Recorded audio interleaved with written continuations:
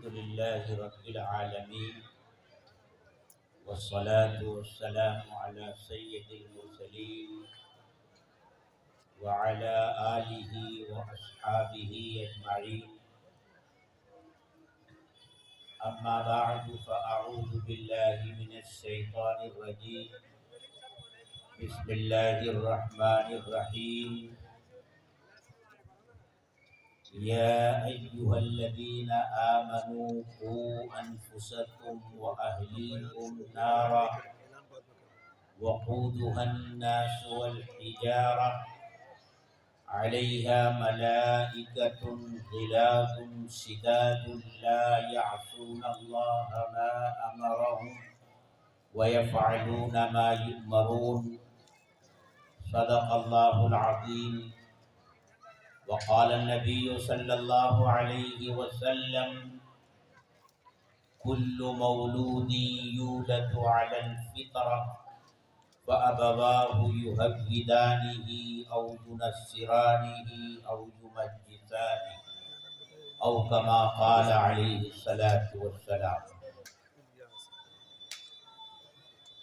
حضرات علماء کرام، بزرگان محترم اور عزیز طلباء، اس وقت پوری دنیا میں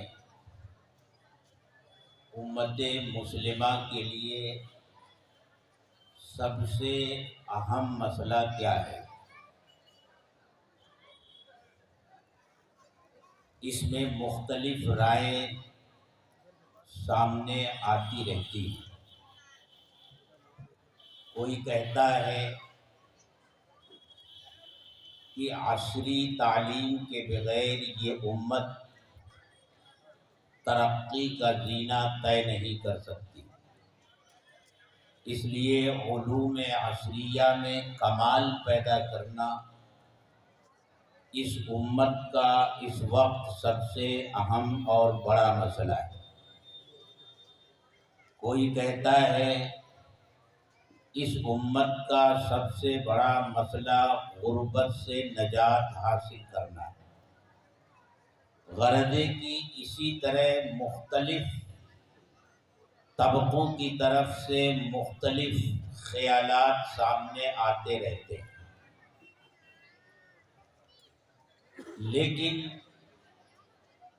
علماء کی رائے یہ ہے، خاص طور سے وہ علماء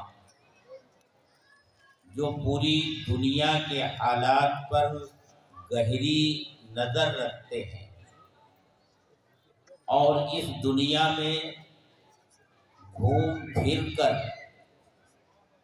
دنیا کے حالات کو انہوں نے اپنی نظروں سے دیکھا ہے. ان کا خیال یہ ہے کہ اس وقت امت مسلمہ کا سب سے بڑا مسئلہ اپنے بچوں کی تربیت کا مسئلہ ہے، اور ان کی یہ بات سمجھ میں بھی آتی ہے، اور جو دلیلیں وہ پیش کرتے ہیں وہ دلیلیں انسانی ذہن کو اپیل بھی کرتی ہیں. یہ بات تو بالکل مسلم ہے کہ کسی بھی قوم اور کسی بھی ملت کا مستقبل اس کی نسل نو ہوتی ہے. کہنے والوں نے بالکل سچ کہا ہے کہ اگر کسی قوم یا ملت کے مستقبل کو دیکھنا ہو، اس کے بارے میں اندازہ لگانا ہو کہ وہ کیسا ہوگا، شاندار ہوگا یا شاندار نہیں ہوگا، تو اس قوم اور اس ملت کی نسل نو کو دیکھ لیجئے، اندازہ ہو جائے گا کہ اس قوم اور اس ملت کا مستقبل کیسا ہوگا. خاص طور سے ان ملکوں میں جہاں مسلمان اقلیت میں رہتے ہیں تو وہاں مسلمانوں کے لیے ان کی اولاد کی تربیت کا مسئلہ ہمیشہ سنگین رہا ہے، اور اب موجودہ زمانے میں وہ سنگین سے سنگین تر ہوتا جا رہا ہے۔ صورتحال یہ بن رہی ہے کہ ایک طرف تو حکومتیں اس کوشش میں لگی ہوئی ہیں کہ اکثریت کا جو دھرم ہے، اکثریت کا جو مذہب ہے، اس کو اقلیتوں پر مسلط کر دیا جائے، اور اسکولوں کالجوں کا نصاب تعلیم ایسا وضع کیا جائے کہ ان اسکولوں اور کالجوں میں پڑھنے والا بچہ اکثریت کے دھرم سے متاثر ہو جائے، دیومالائی کہانیاں اس کے دل و دماغ میں رچ بس جائیں۔ دوسری طرف خود ہمارا حال یہ ہے کہ ہم اپنی معیشت کے مسئلے میں اس طرح الجھ کر رہ گئے ہیں کہ ہمارے لیے سب سے بڑا مسئلہ اس وقت ہمارا پیٹ بنا ہوا۔ صبح سے لے کر شام تک ہماری تمام تر جد و جہد، بھاگ دوڑ اسی ایک بالشت پیٹ کے لیے ہو کر رہ گئی ہے۔ آپ کسی ایک چوراہے پر ایک دن بیٹھ جائیے اور پھر وہاں دیکھیے کہ یہ جو بسیں گزر رہی ہیں، یہ جو موٹر سائیکلیں گزر رہی ہیں، یہ 4 ویلر گاڑیاں گزر رہی ہیں، یہ ٹرینیں گزر رہی ہیں، فضاؤں میں ہوائی جہاز اڑ رہے ہیں، یہ آخر لوگ کہاں جا رہے ہیں؟ ان جانے والوں کا مقصد کیا ہے؟ یہ کیا کوشش کر رہے ہیں؟ تو آپ کو بس ایک ہی چیز نظر آئے گی، یہی ایک بالشت پیٹ جس کے لیے یہ ساری جد و جہد چل رہی ہے۔ اور اس میں ہم اتنے مصروف ہو گئے کہ اپنی اولاد کی تربیت سے بالکل غافل ہو گئے۔ بڑے شہروں میں، خاص طور سے بمبئی جیسے شہروں میں، جو ملازمت پیشہ افراد ہیں، ان کا حال تو یہ ہے کہ ہفتہ ہفتہ گزر جاتا ہے اور بچے اپنے باپ کی شکل دیکھنے سے بھی محروم رہتے ہیں۔ باپ صبح اس وقت اپنے گھر سے نکلتا ہے جب بیٹا سو رہا ہوتا ہے، اور شام کو ایسے وقت واپس آتا ہے جب بیٹا سو چکا ہوتا ہے۔ باپ اور بیٹے کی ملاقات ہوتی نہیں، ہفتہ 10 دن میں ایک مرتبہ چند گھنٹوں کے لیے ملاقات ہو گئی تو ہو گئی۔ ایسی مصروف زندگی میں ہم اپنی اولاد کی تربیت کی طرف توجہ نہیں دے پاتے، اور ان کی تربیت کا جو حق ہمارے اوپر ہے، ہم اس حق کو ادا نہیں کر پاتے۔ حالانکہ تربیت کا یہ حق اولاد کا ماں باپ کے اوپر بہت بڑا حق ہے۔ مسئلہ کتنا سنگین ہو گیا ہے، اور ہر زمانے میں یہ مسئلہ سنگین ہی رہا ہے۔ آپ جانتے ہیں کہ خلافت راشدہ کے خاتمے کے بعد جب بنو امیہ کا دور حکومت شروع ہوا، اور پھر ایک لمبے عرصے تک بنو امیہ نے خلافت کی، اور پھر بنو عباس نے بنو امیہ سے خلافت چھینی اور تخت پر بیٹھے، تو بنو عباس نے اپنی سلطنت اور حکومت کو مضبوط بنانے کے لیے اور آئندہ ان کی سلطنت کے لیے کوئی خطرہ پیدا نہ ہو، بنو امیہ کا قتل عام شروع کر دیا۔ ہر وہ شخص جو بنو امیہ میں کوئی حیثیت رکھتا تھا، جس سے ان کو خطرہ لاحق ہو سکتا تھا ان کے اقتدار کے لیے، ان کی حکومت کے لیے، یا تو اس کو قتل کر دیا اور یا اس کو اٹھا کر کے جیل میں ڈال دیا۔ اور کئی سالوں تک مسلسل یہ کام چلتا رہا۔ بنو عباس نے اپنے ہاتھ اس وقت روکے جب انہیں یہ اطمینان ہو گیا کہ بنو امیہ کی طرف سے اب ہماری حکومت کے لیے کوئی خطرہ پیدا نہیں ہو سکتا۔ تو جو لوگ جیلوں میں بند تھے ان کو آزاد کیا۔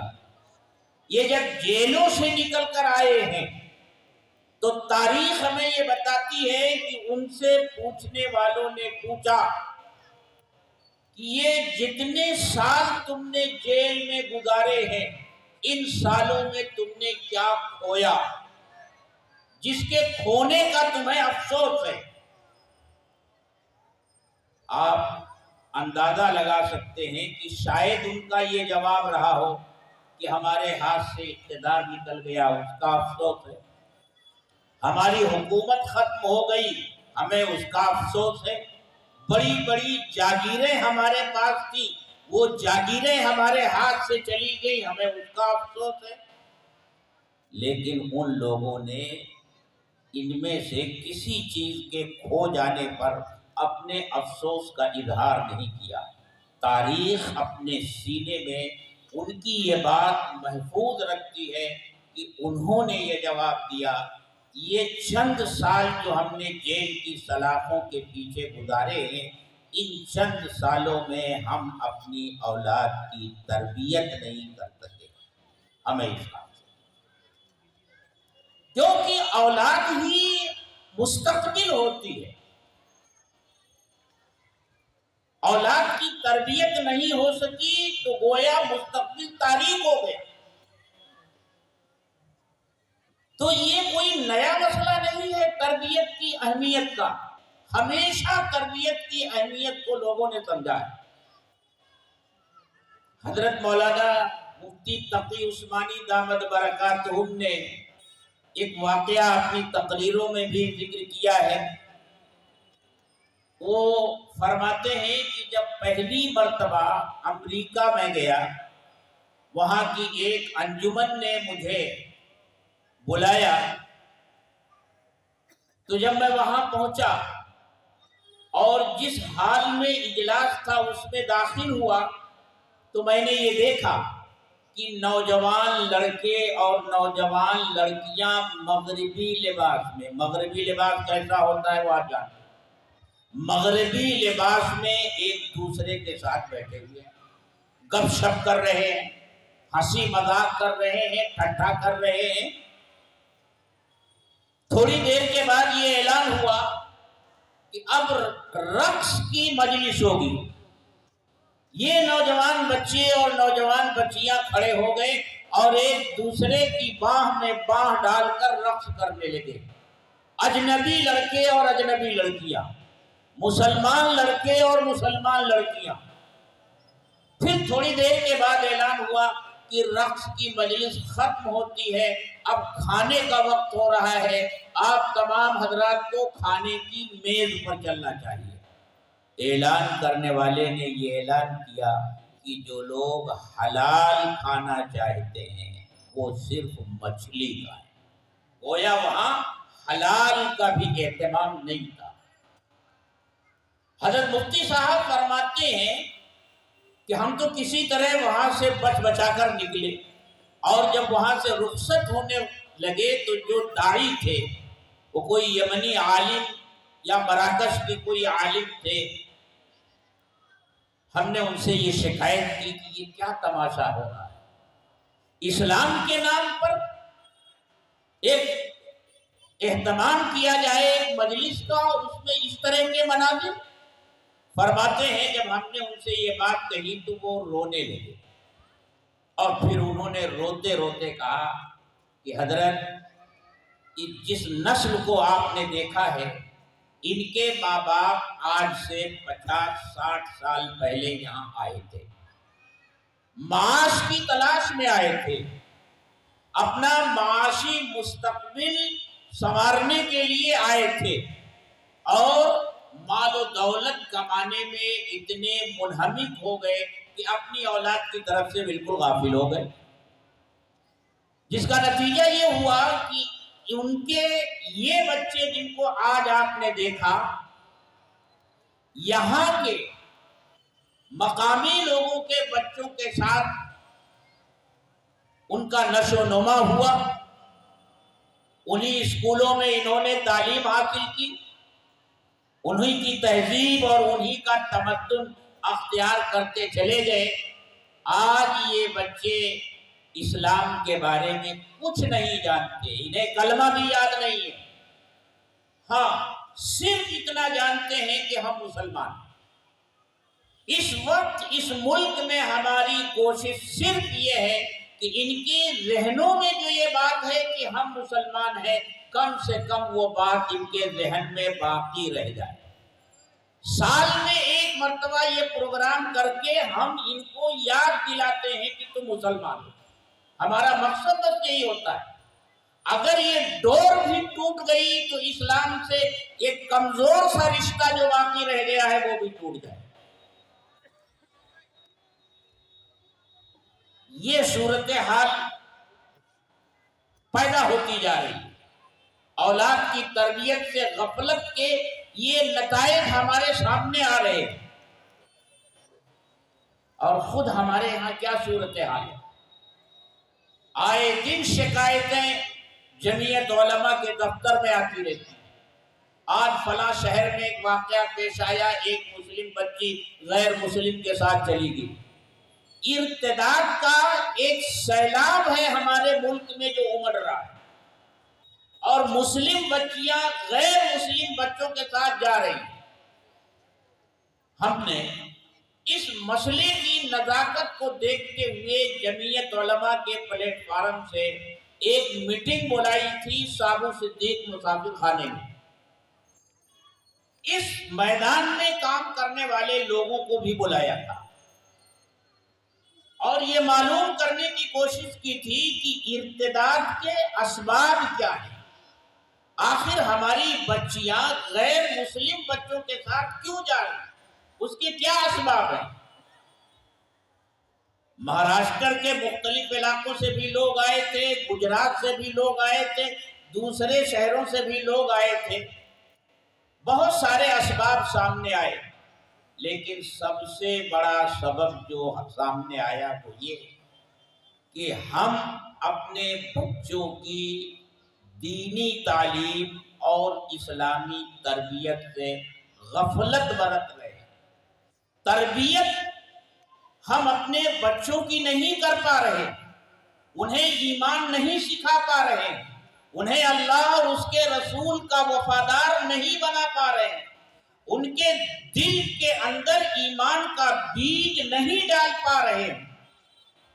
اور پھر اسی طرح بچوں کو کہ جب ان کے دل میں ایمان کا بیج نہیں ہوتا، ہم اسکولوں کے حوالے کر دیتے ہیں، کالج کے حوالے ہو جاتے ہیں، اور پھر یونیورسٹیوں کے حوالے ہو جاتے ہیں، اور وہاں مخلوط تعلیم ہوتی ہے اور وہ پھر اپنا اثر دکھاتی ہے۔ اگر ہم نے اپنے ان بچوں کے دل و دماغ کو ان پر ایمان کا کور چڑھا دیا ہوتا، ایمان کی کوٹنگ کر دی ہوتی، یا یوں کہیے کہ کفر اور الحاد کے اس ماحول میں جہاں بارش کی طرح فتنے برس رہے ہیں، اگر ہم نے اپنے ان بچوں کو ایمان کی چھتری دے دی ہوتی، انہیں اللہ اور اس کے رسول کا وفادار بنا دیا ہوتا، ایمان کی قدر و قیمت انہیں سکھا دی ہوتی، تو چاہے جس ماحول میں جاتے وقتی اثر ہو سکتا تھا، لیکن یہ انتہائی قدم یہ ہرگز نہ اٹھاتے، ایمان کی خاطر ہر طرح کی قربانی دینے کو یہ تیار ہو جاتے۔ اور میرے دوستو، جب قرآن و سنت پر اس مسئلے میں نظر ڈالی جاتی ہے تو اللہ تعالیٰ نے کتنا اہتمام کیا ہے، اور اللہ کے رسول صلی اللہ علیہ وسلم نے کس طرح کی ہدایات کی ہے۔ بچوں کی تربیت کا کام پیدائش کے بعد شروع نہیں ہوتا، بچوں کے پیدا ہونے سے بہت پہلے یہ کام شروع ہو جاتا ہے۔ حدیث میں فرمایا گیا کہ اگر تم نکاح کرنا چاہتے ہو تو نکاح جو کیا جاتا ہے وہ 4 بنیادوں پر کیا جاتا ہے: مال و دولت، حسن و جمال، حسب نسب، دینداری۔ دینداری کی بنیاد پر نکاح کرو، کامیاب رہو گے۔ گویا اس نکاح کے ذریعے جو پیدا ہونے والی اولاد ہے، اس اولاد کا پہلا حق ہے کہ اس کا جو باپ بننے والا ہے اس کی ماں کے طور پر ایسی گود کو منتخب کرے جس گود میں وہ ایمان سیکھ سکے، اعمال صالحہ سیکھ سکے۔ یہ بچے کا پہلا حق ہوتا ہے۔ اور پھر جب بچہ شکم مادر میں آتا ہے تو شکم مادر میں بچے کی غذا کیا ہوتی ہے؟ ماں کا خون بچے کی غذا بنتا ہے۔ کیا کہا گیا؟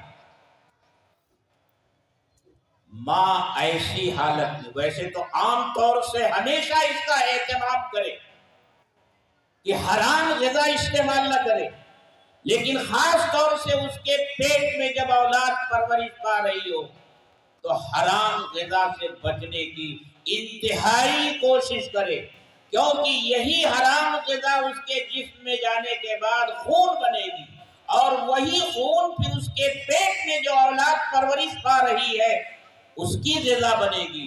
پھر حرام غذا سے جو ذہن تیار ہوگا، جو فکر تیار ہوگی، اس میں حرام غذا کا اثر ہوگا۔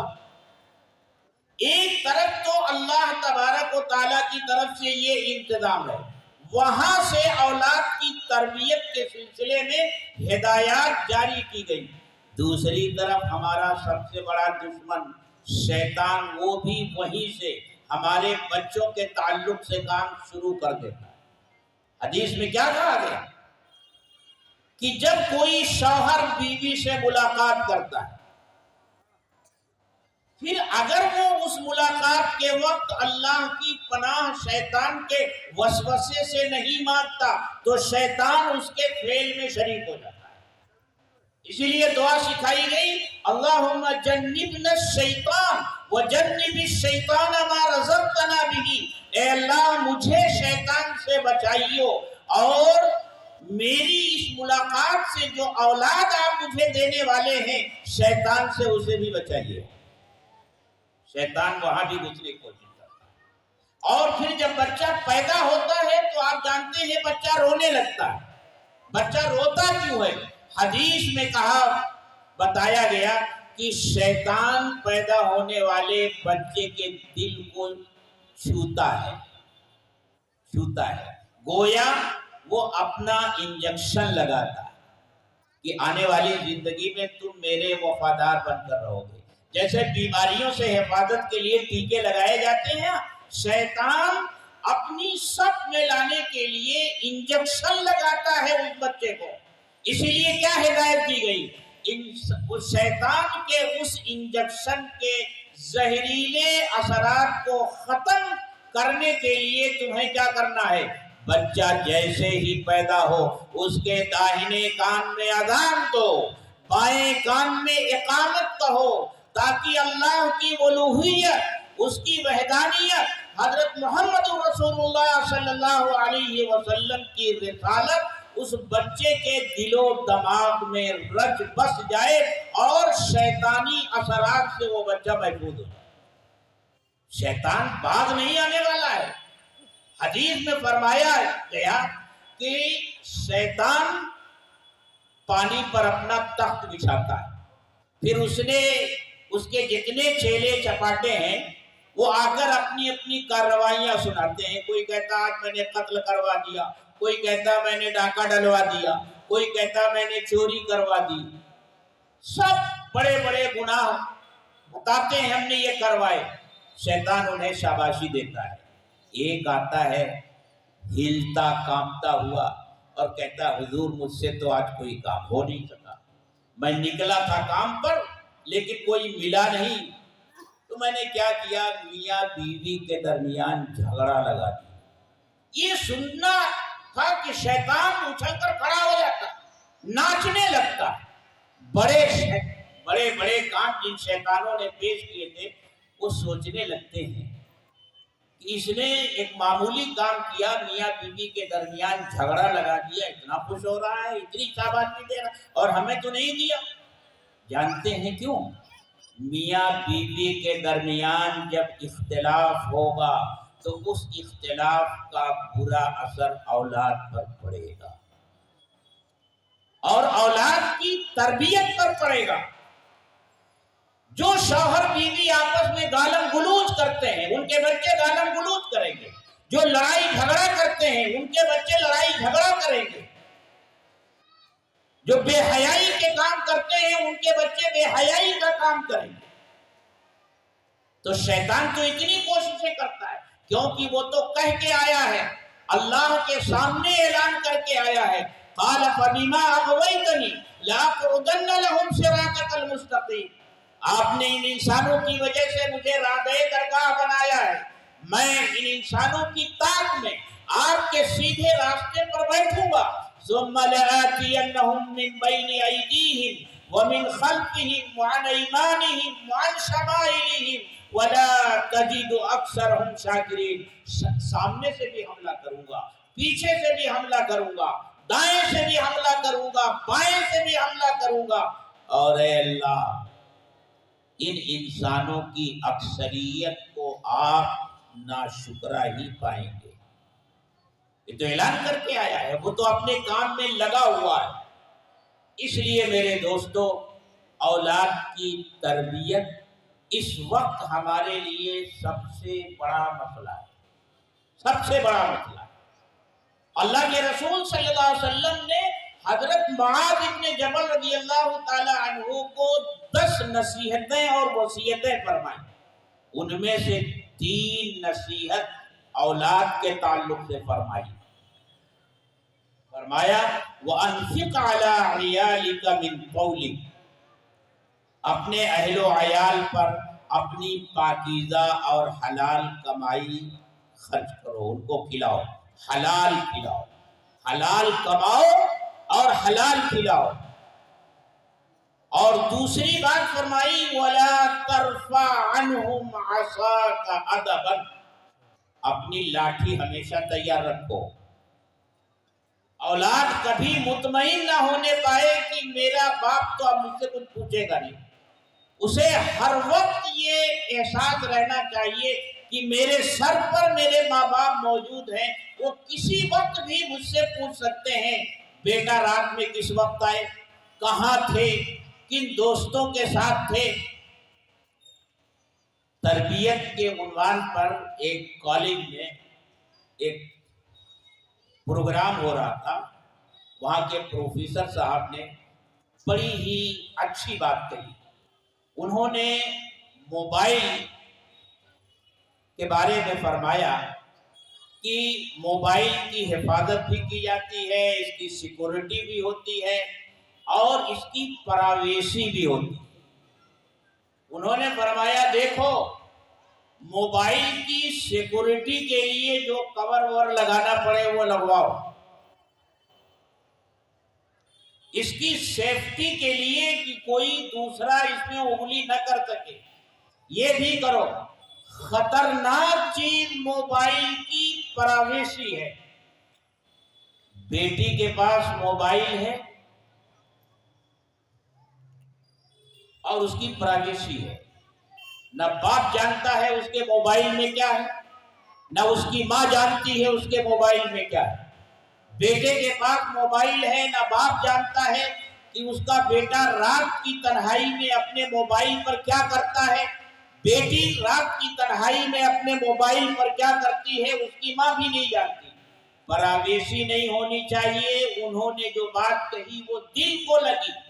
انہوں نے کہا کہ باپ گاہے بگاہے بیٹے کا موبائل لے کر اس کو چیک کرے، ماں بیٹی کا موبائل لے کر اس کو چیک کرے۔ اولاد کے رابطے کس سے ہیں، ان کی باتیں کس سے ہوتی ہیں، کس طرح کے پروگرام موبائل میں ہیں، وہ کیا دیکھتے ہیں اور کیا اس میں سنتے ہیں۔ اگر یہ احساس اولاد کو رہے گا کہ میرا باپ کبھی بھی میرے موبائل کو چیک کر سکتا ہے، میری بیٹی اور بیٹی کو یہ احساس رہے گا کہ میری ماں کبھی بھی میرے موبائل کو چیک کر سکتی ہے تو وہ محتاط رہے گی۔ انہوں نے یہ فرمایا، میں نے کہا کہ حضرت آپ نے جو یہ بات کہی ہے یہ تو بہت پہلے میرے آقا حضرت محمد الرسول اللہ صلی اللہ علیہ وسلم نے فرما دیا، اور پھر میں نے یہی نصیحت ان کو پڑھ کر سنائی، لا ترفع عنہم عصاک ادبا، ان کو ادب دینے کے لیے اپنی لاٹھی ہمیشہ تیار رکھو۔ لاٹھی تیار رکھنے کا مطلب یہ نہیں ہے کہ واقعتاً لاٹھی لے کر سفر کرے، مطلب یہ ہے کہ ہر وقت ان کی نگرانی کرو۔ بیٹا بالغ ہو گیا ہے تب بھی، کاروبار میں لگا دیا ہے تب بھی، صاحب اولاد ہو گیا ہے تب بھی، اور اگر تمہارے سامنے وہ دادا اور نانا بن گیا ہے تب بھی باپ کی ذمہ داری ہے کہ وہ اولاد کے حالات پر نظر رکھے۔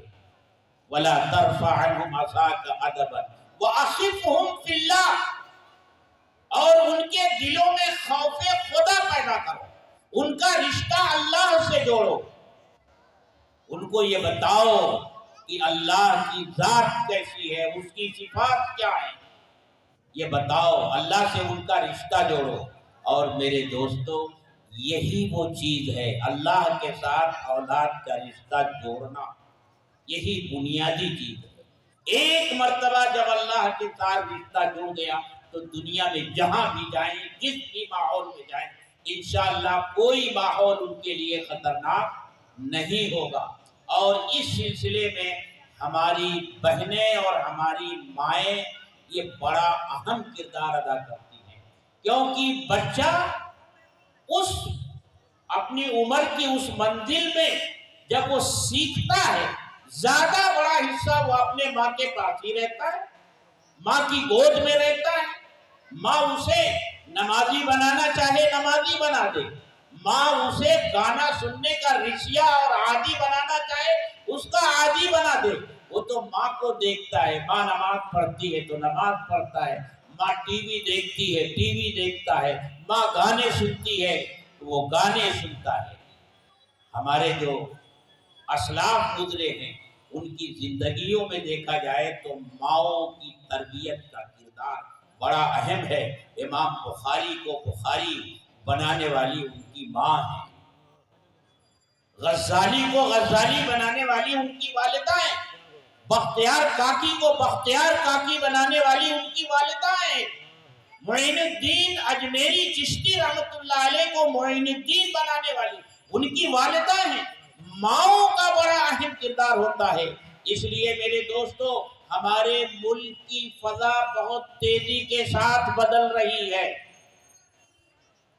نئی نئی تعلیمی پالیسیاں آ رہی ہیں، خطرناک قسم کی پالیسیاں آ رہی ہیں۔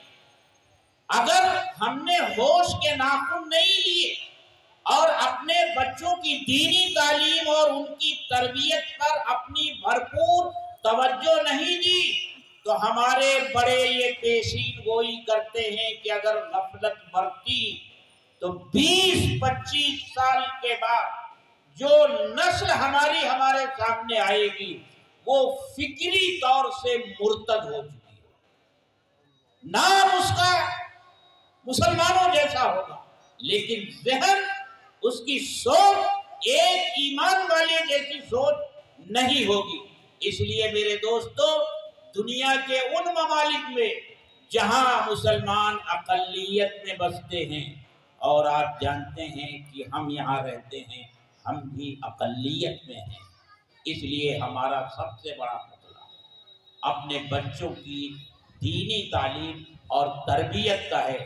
یاد رکھو ایک وقت بچے بھوکے رہ جائیں، ایک مرتبہ ان کو کپڑا میسر نہ ہو، لیکن خدا کے لیے ان کی دینی تعلیم اور اسلامی تربیت کی طرف سے ایک لمحے کے لیے غفلت مت برتیے۔ اللہ تعالی ہم سب کو اس کی توفیق عطا فرمائے۔ وآخر دعوانا ماشاءاللہ۔ حضرات گرامی، اس وقت جو ملک کے حالات ہیں بالخصوص اسکولوں کے سلیبس سے اور جو گورنمنٹ کی سازشیں ہیں